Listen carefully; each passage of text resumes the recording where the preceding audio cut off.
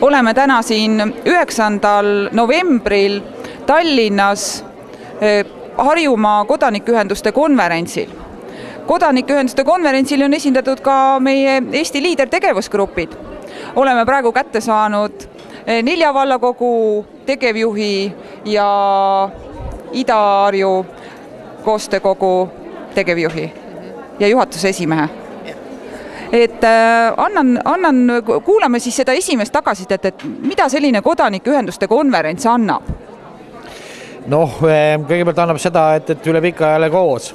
Head vanad näod, uusi on ka, see on meeldiv. Ja teine asi, mis nüüd puhtalt meie liidrile andis see, et 3 organisatsiooni võtsid mulle Pintsaku riväärist kinni, et nad tahavad meil liikmeks tulla. Et ma arvan, et võib nagu palk on täna välja teenitud. Tiina, mis sina arvad? Mina ütlen, et selliste ürituste üks kõige suuremaid väärtusi on see, et palju inimesi on koos ja siin on väga palju otsustajaid, väga palju kontakte, et mina olen siin ka oma piirkonna inimesi näinud, keda muidu väga tihti ei näe, kes tihti ka meie üritustele ei jõua, täna siia on jõudnud, et olen saanud ka väga palju infot, väga palju kontakte, et selles suhtes on väga kasulik olnud. Et üleval oli siin ka Eesti liidri stendinäitus, kokku 26 stendi kõigi liidertegevusgruppide projektide kohta Eestis. Et milliseid arvamusi te kuulsite selle näituse kohta? Eestimene selline mulje jäi selle koha pealt, et mis asi see on. Et nii palju ühesuguseid plakateid, kus on kõik mingi liider siis märgid peal ja kui nad hakkasid lõpuks aru saama, et siin on nagu erinevate piirkondade liider tegevusrühmade selline promostendid, siis tundus, et teisel ehk siis lõunavaheaeg juba nad said aru, missuguse liidri bänneri juurde nemad peavad minema, et saad teada, kus ja mis nende piirkonnas toimub. Nii et tundus, et selline liidrist eriti palju ei teatud, aga see ei ole nagu ka, ma arvan, probleem, sellepärast väga palju on Tallinna inimesi. Tallinna MTÜ-si, kes nagu pole lihtsalt abikõlblikud meie teemas. Et meie näituse siia toomise üks eesmärk oli just see, et kuna me teadsime, et siia tuleb ka päris palju Tallinna kodanikuühenduste esindajad, et võib-olla näidata seda maaelu hetketegevust läbi nende liiderstendide. Et Tiina, mis arvamusi sina kuulsid? Nende stendide kohta konkreetselt oli minul sama kogemus nagu Dave'il, et esimese hooga hommikul siin kohvipausil inimesed vaatasid, uurisid, et mis asi see nüüd on ja miks neid siin nii palju on. Aga peale seda, kui esimeses teemablokis oli selline väike liider tutvustav ettekanne ära, peale seda tuli juba tagasi, et et nii palju ja nii palju erinevaid ja oi kui põnev, et väga positiivne tagasiside oli. Aitäh, et liidertegevusgruppidel on selleks aastaks enamusel juba lõpetatud taotluste vastuvõtuvoorud. Et kas ka nii on ka teie tegevusgruppidel, et alles järgmine aasta saab uuesti taotlus esitada, Dave?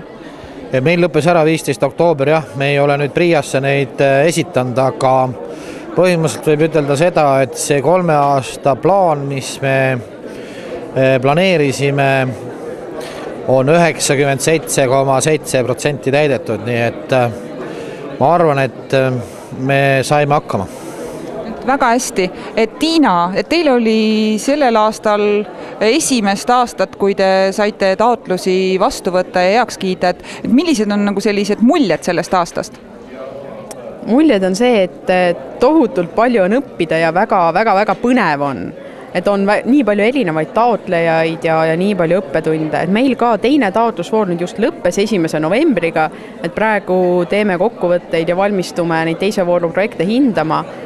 Aga võin öelda, et väga põnev on ja väga tore on näha, et on nii palju potentsiaali piirkonna arenguks, on nii palju huvitavaid, põnevaid organisatsioone, kellest varem mitte midagi ei teadnud. Et üks viimaseks küsimuseks küsiksin, et milline on selle aasta kõige meeldejäävam projekt olnud? Et kui sellist asja saab üldse nimetada, et ma nüüd annan Tiinale ennem sõna. Ma just valmistusin, et ma saan natuke mõelda nii kaua, kuni teie sõna võtab. Aga kõige meeldejäävam projekt, kui me nüüd räägime liiderprojektidest, siis minu jaoks on tegelikult Ani ja mõisakultuuripäevad, Ani ja mõisalaat, et oli väga vahva näha, kuidas piirkonna traditsiooni elustati, kuidas tehti ja just see, et tehti üheskoos, et see kõik käis seal koostöös, kohalikud elanikud tulid kokku, toimetasid, asjal oli idee, asjal oli jumet, et see oli selline väga-väga mõnus ja meeldejääv. Pean küll kohe ka ära ütlema, et me oleme siin uus tegevusgrupp, et meil väga palju neid ellu viidud projekte ei ole veel, et küllap neid kogemusi tuleb lähiaastatel juurde kõvasti. Dave'il on võib-olla rohkem neid. Jah, Dave. Noh, ma arvan, et sa tead seda vastust. Eks ta Peeter Suure merekindluse teema on sinu selja taga. Vaatame kohe, kus see logo on täitsa siin Peeter Suure merekindluse logo. Et...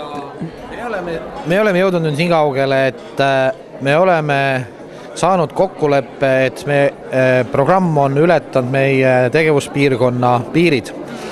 Ja 1. septembriks me sellel aastal siis tänu liidrile esitame koos kõikide nende valdadega, kes asuvad ümber Tallinna selle projekti piiriülesse koostöö kogule, nii et me tahaks koos soomlastega, kes on Porkkala piirkonnast, sellele asjale tuuletiibadesse ajada ja sellest ühe tõsise eduloo teha. Nii, aitäh Dave ja aitäh Tiina, et järgmiste kohtumisteni!